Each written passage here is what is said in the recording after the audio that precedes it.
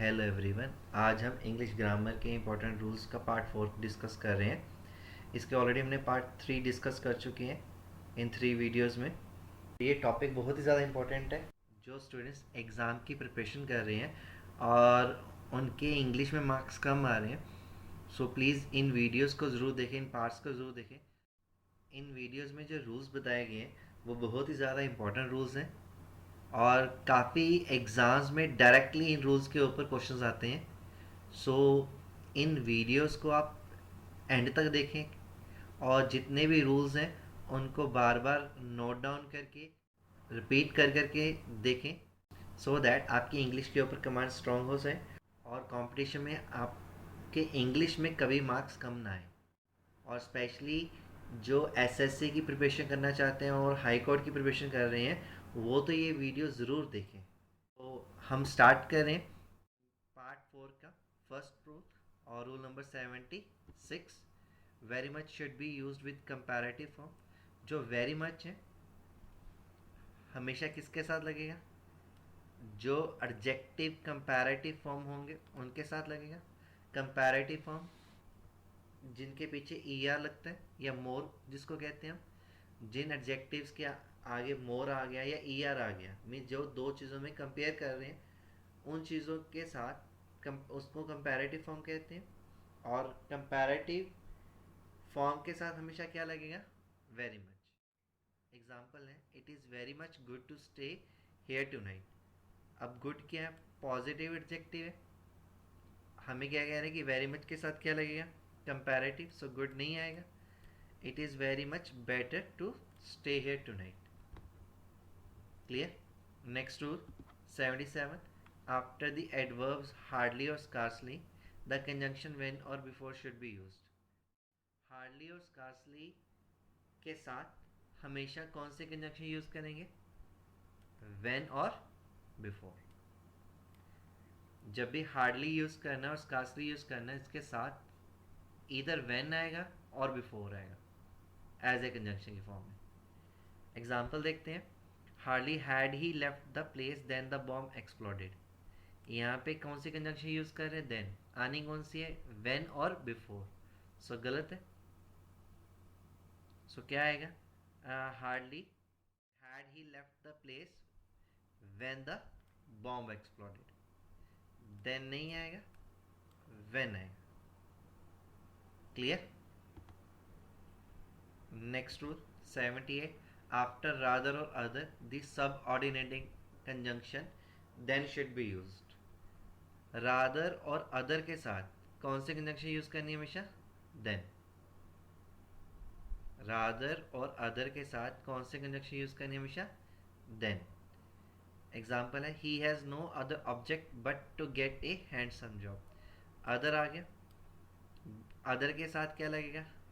Then. यहाँ पे क्या लगा है? बट गलत है। He has no other object than to get a handsome job. Next है, I would rather buy a scooter but not a cycle. गलत हो गया। I would rather buy a scooter than a cycle. I would rather buy a scooter than a cycle. Clear? Rather और other के साथ than ही use होगा as a conjunction की form में। After the subordinating conjunction लेस्ट the auxiliary should is used. जब भी हमने लेस्ट कंजंक्शन यूज कर रहे हैं देन हमारे पास ऑक्सिलरी वर्ब क्या यूज किया जाएगा? शुड यूज किया जाएगा।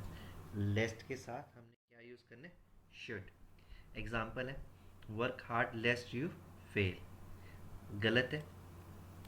Work hard लेस्ट you should fail, ये सही है। ऊपर वाला क्या हो गया? गलत हो गया। Clear?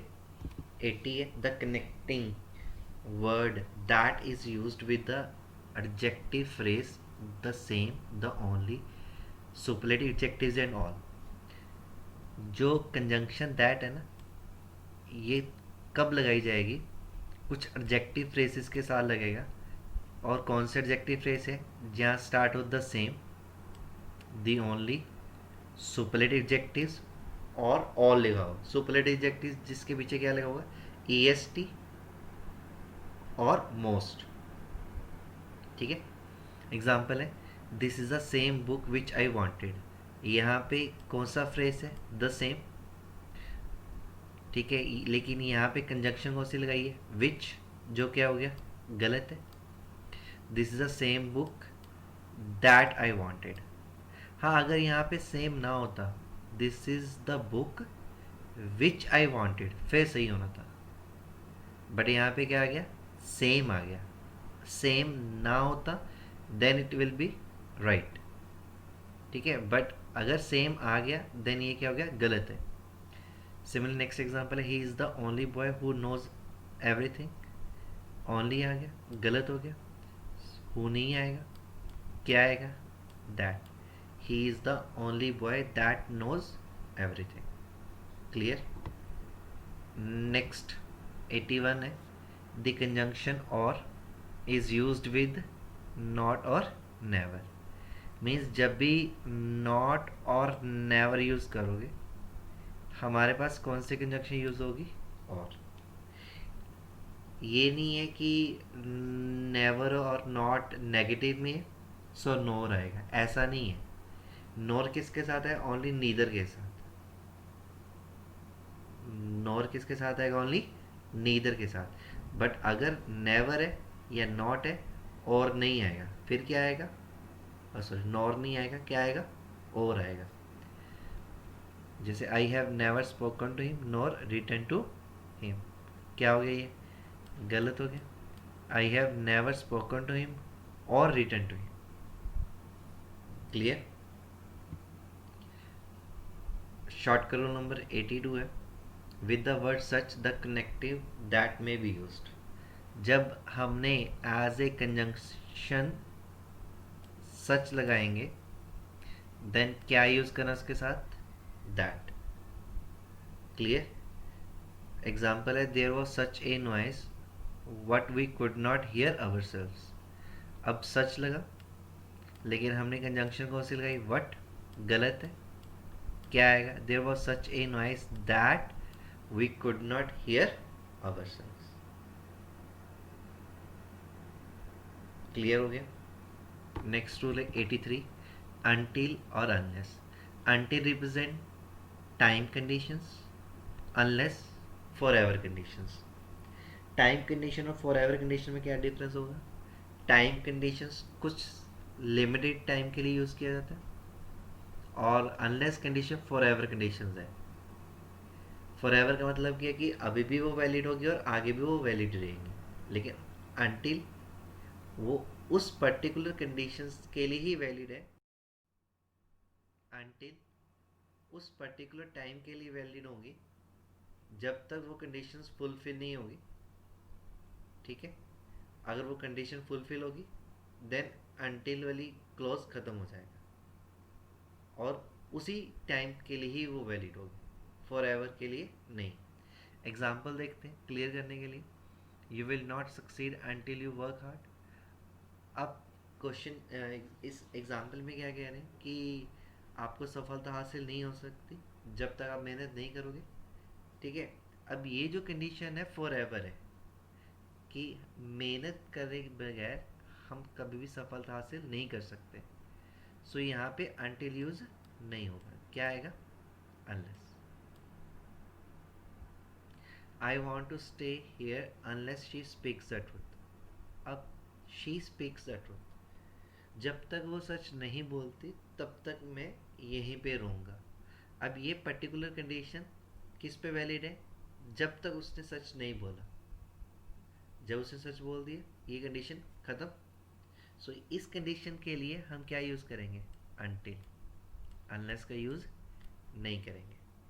You cannot do well until you prepare your self. अब यहाँ पे फिर से गलत हो गया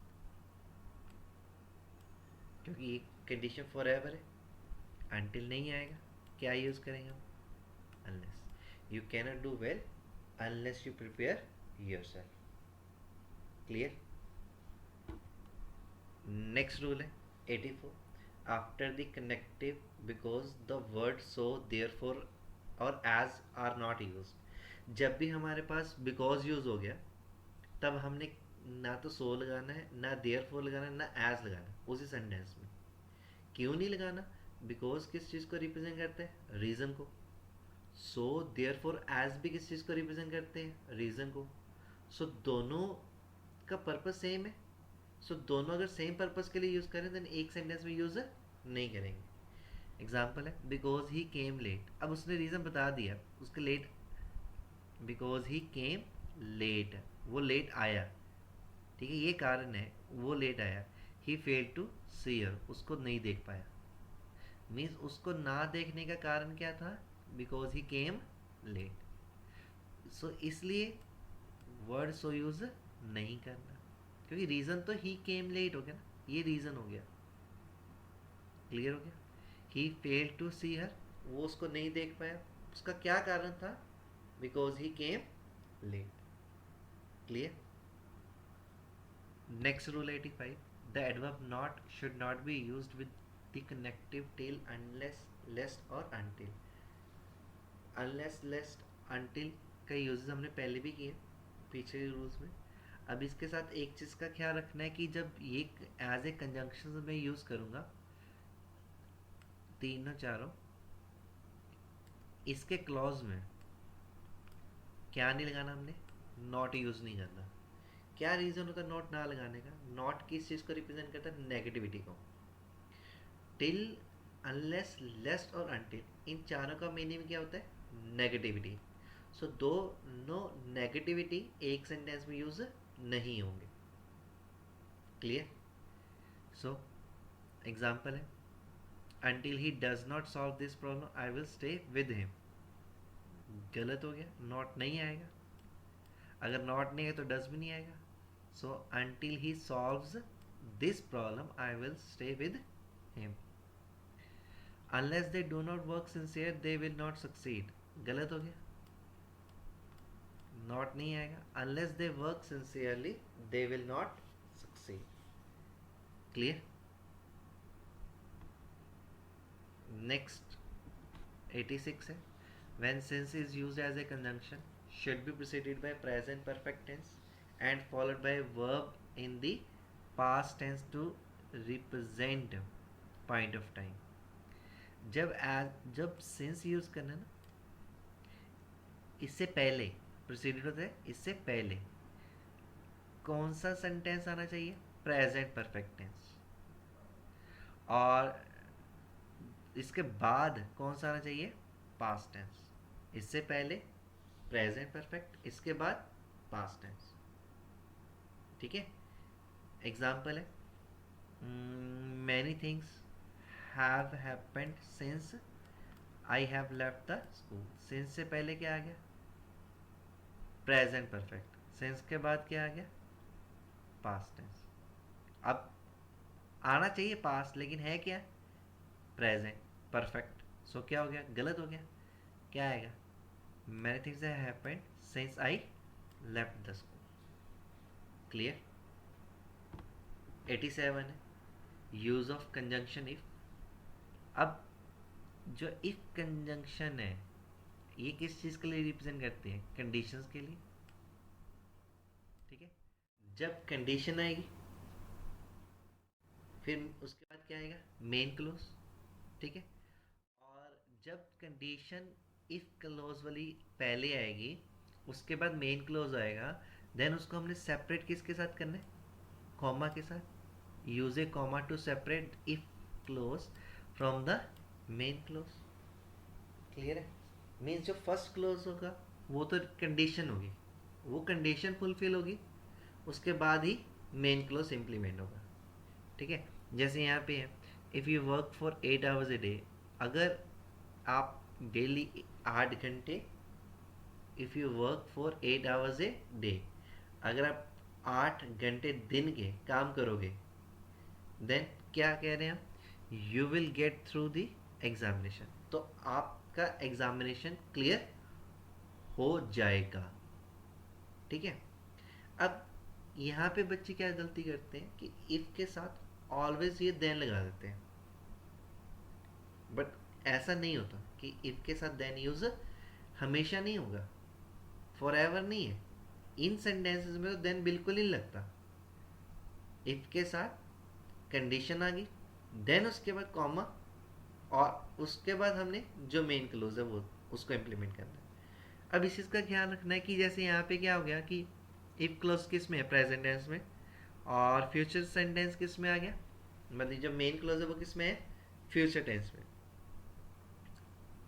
क्यों आया, उसका रीज़न क्या था, क्योंकि कंडीशन ऐसी है, ये कंडीशन के साथ हम ग्रांटेड नहीं कह सकते, किसी चीज़ की इंश्योर्ड नहीं लेके जा सकते कि हाँ वो एक्शन के साथ अगर इस एक्शन के साथ वो कंडीशन फुलफिल होगी होगी, ठीक है, उस कंडीशन को फुलफिल होगी होगी, ऐसा नहीं है, ठीक है। सो यहाँ पे इसलिए हमने क्या लगाया, विल, कि अगर तुम 8 घंटे डेली की मेहनत करोगे तो एग्ज़ाम क्लियर हो जाएगा। ये नहीं है कि एग्ज़ाम क्लियर होगा मतलब कि क्लियर है आपका एग्जाम, मतलब आप एग्ज़ाम में पास हो ही जाओगे, इसका कहना मतलब ये है, हो जाओगे, ठीक है। नेक्स्ट है, if I do not turn on my air conditioner my house is hot. अब यहाँ पे प्रेजेंट है, आगे भी क्या है, प्रेजेंट, दोनों ही प्रेजेंट, उसका क्या है, जनरल ट्रूथ है। जनरल ट्रूथ कैसे आ गया कि मुझे पता है कि अगर मैं अपना एसी, एयर कंडीशन ऑफ करूँगा, ऑन नहीं करूँगा, then my house is hot, तो वो ऑब्वियस है वो क्या होगा, गर्म रहेगा, ठंडा नहीं होगा, ठीक है। ये क्या हो गया, साथ के साथ इम्प्लीमेंटेशन है कि इस कंडीशन के साथ ये एक्शन परफॉर्म हो गई होगा। सो इसलिए यहाँ पे प्रेजेंट आया, फ्यूचर नहीं आया। नेक्स्ट है, if I had control over the food sources I would and world hanger.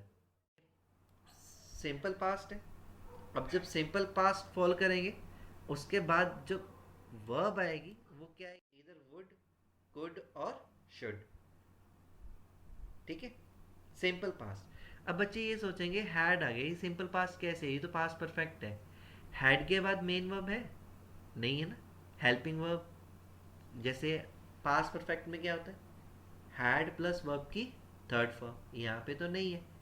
सो ये जो हैड है एज ए किस वे में हम यूज करें, यस, मेन वर्ब की वर्ब, हेल्पिंग वर्ब पे नहीं है, ये मेन वर्ब है।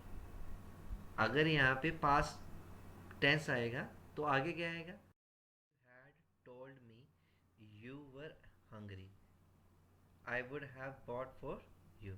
अब यहाँ पे क्या आ गया, हैड टोल्ड है, हैड टोल्ड मतलब पास्ट परफेक्ट आ गया। अगर ये पास्ट परफेक्ट है देन उसके बाद भी क्या यूज करेंगे हम, यस, यहाँ पे लिखो ना, वुड, कुड और शुड के साथ have, the verb plus have. Verb मतलब यहाँ पे कौन सी है, वुड, शुड, कुड, इसके क्या साथ क्या लगेगा फिर, हैव लगेगा। ये रूल बहुत ही ज़्यादा इंपॉर्टेंट है, काफ़ी एग्जाम्स में एज इट इज़ ये रूल आया हुआ है, हमें इस चीज़ को आइडेंटिफाइड करना होगा, फाइंड आउट करना होगा, ठीक है, कि कहाँ पे सिंपल फ्यूचर आएगा, कहाँ पे हमें प्रेजेंट आएगा, कहाँ पे हमें वुड आएगा, कहाँ पे वुड हैव आएगा, क्लियर। नेक्स्ट रूल करते हैं 88, when two objects are joined by as well, besides, along with, together with, in addition to, except, including with, the verb acts with the first subject in number।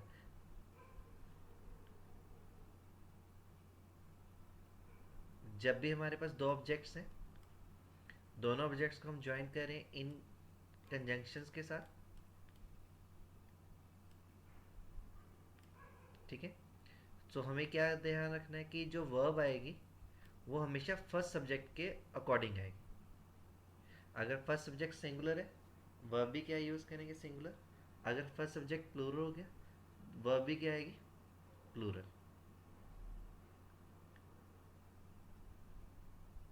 ठीक है।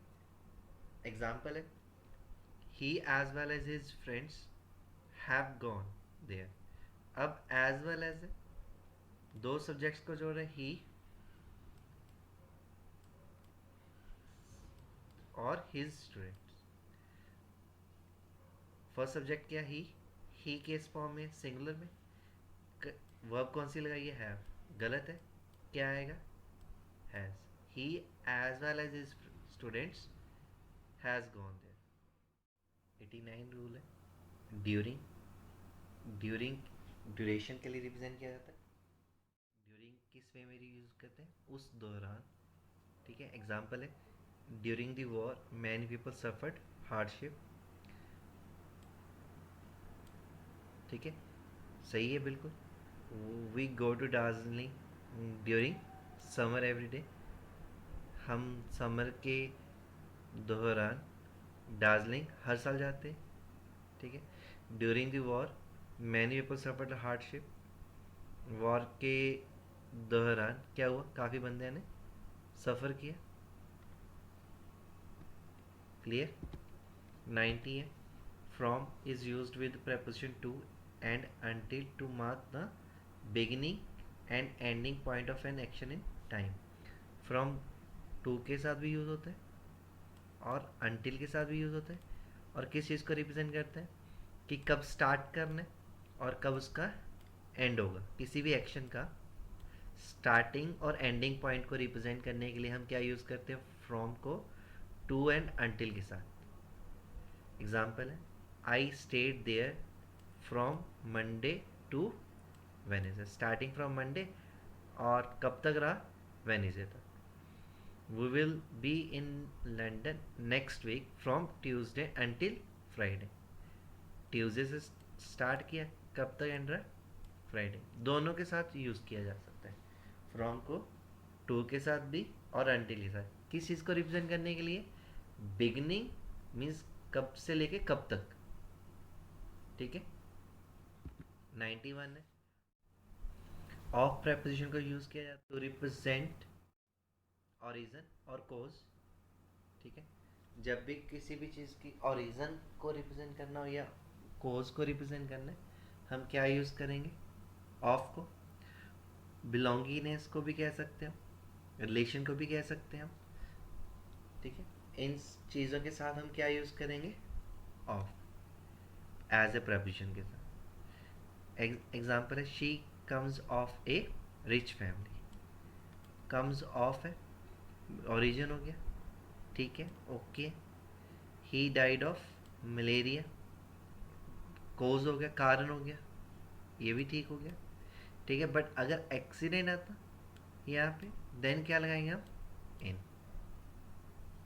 Accident के साथ इन, कोई disease है उसके साथ ऑफ। क्लियर। और एक ऑफ यूज किया जाता है डबल एफ वाला। इसका मतलब क्या होता है, सेपरेशन, अलग, डिसकंटिन्यू, डिसकनेक्ट होना। ठीक है, एग्जाम्पल है ए बटन हैज़ कम ऑफ। सही है, इसका मतलब है बटन टूट गया। He is of duty today, means वो आज छुट्टी पे है, ये भी ठीक है। क्लियर हो गया, दोनों ही में पता लग गया कि सिंगल एफ वाला ऑफ और डबल एफ वाला ऑफ कैसे और कब यूज़ होना है। ठीक है, नेक्स्ट रूल है 92, after a preposition A pronoun under objective case should be used. जब भी प्रेपोजिशंस आएंगी उसके बाद अगर कोई pronoun यूज होगा, जैसे एग्जांपल में ऑन है, ऑन के बाद pronoun कौन सा यूज़ किया जा रहा है, सब्जेक्टिव केस। आना कौन सा है, ऑब्जेक्टिव केस। सो क्या हो गया, गलत हो गया, क्या आएगा, ऑब्जेक्टिव केस। ऑब्जेक्टिव केस क्या है, मी। ही डिपेंड्स ऑन मी, आई नहीं आएगा। ठीक है, इस चीज़ की कंप्लीट डिस्कशन हमने पार्ट 1 में की हुई है, आप उस पार्ट को देख सकते हो। आपको क्लियर हो जाएगा कि सब्जेक्टिव केस कौन से होते हैं, ऑब्जेक्टिव केस कौन से होते हैं, नॉमिनेटिव केस कौन से होते हैं। क्लियर। 93 है, when two words are connected by and or etc the preposition should be mentioned clearly to be used with them। अगर कोई भी दो वर्ड्स को हम जोड़ रहे हैं या दो सेंटेंसेस को हम जोड़ रहे हैं, किसके साथ, एंड के साथ, और के साथ, और उसमें प्रेपोजिशन यूज़ की जा रही है, तो वो preposition should be mention clearly.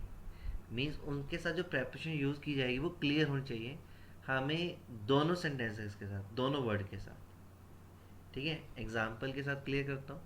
जैसे यहाँ पे ही वॉज सरप्राइज्ड एट, अब सरप्राइज्ड इसके साथ क्या लगाया हमने, at preposition, as well as pleased with, with भी क्या है प्रेपोजिशन, दोनों की प्रेपोजिशन अलग अलग है, और सरप्राइज्ड के साथ एट आएगा और प्लीज के साथ क्या आएगा, विद ही आएगा।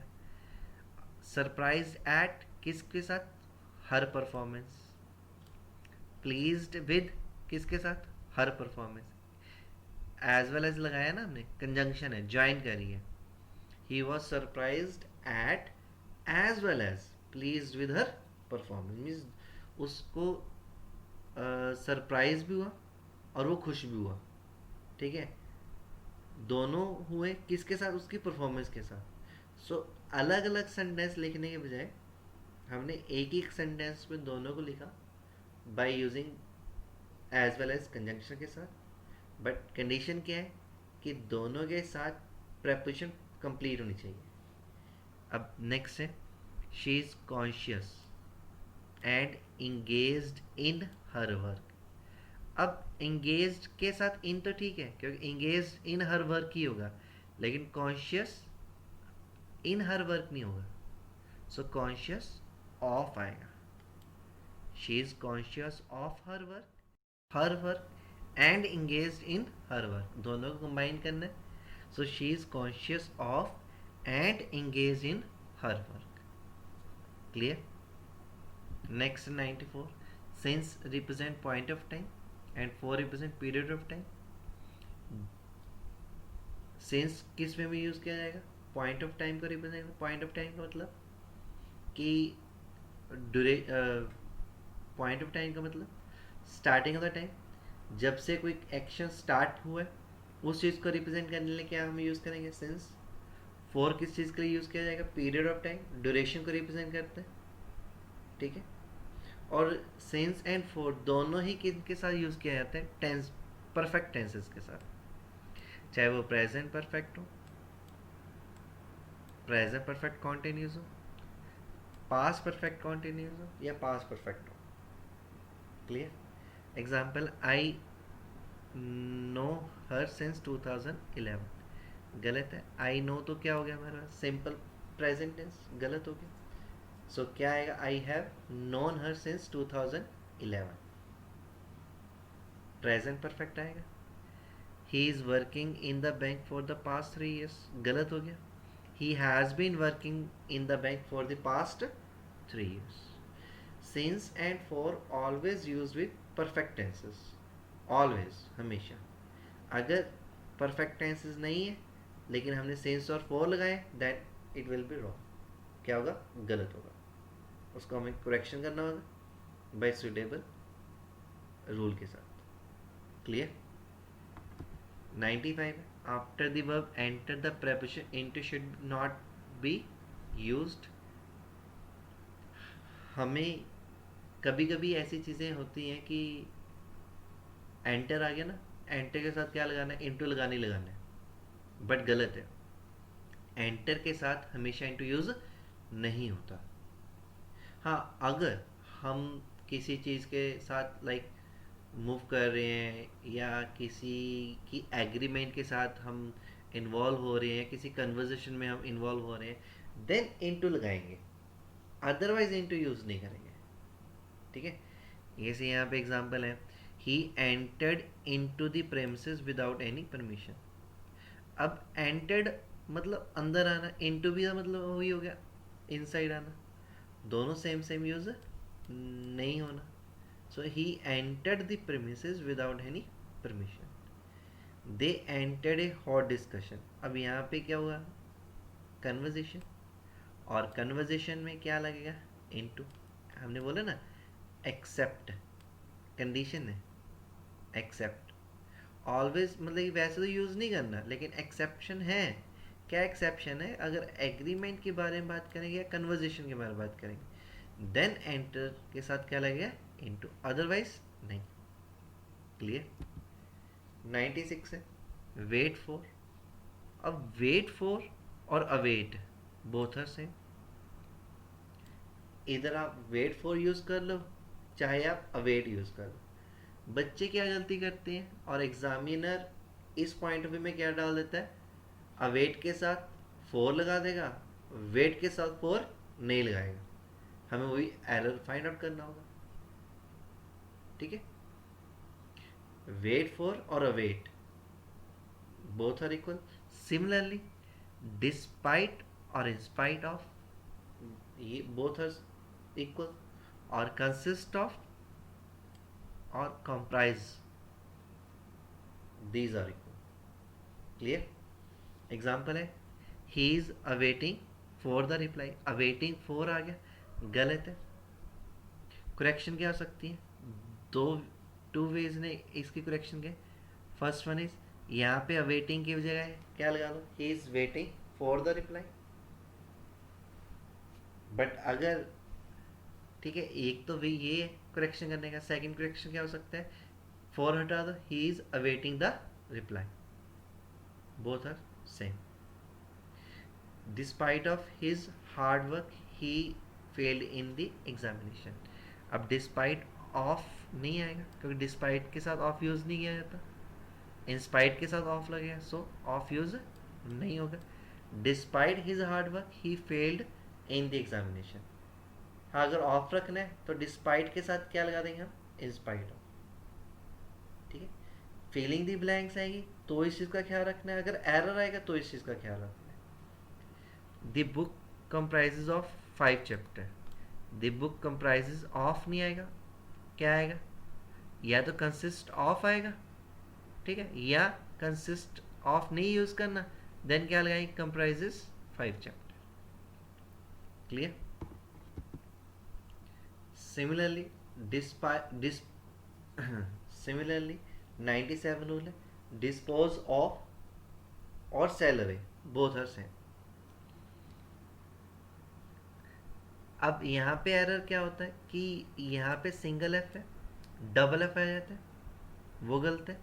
ठीक है, डिस्पोज ऑफ डबल एफ नहीं आएगा, सिंगल एफ ही होगा।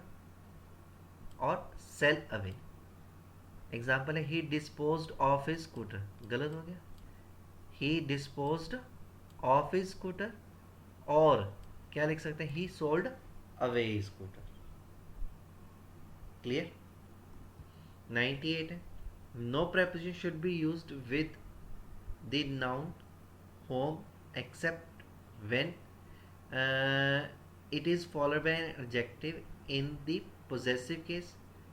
Say go to home, arrive home, reach home, get home.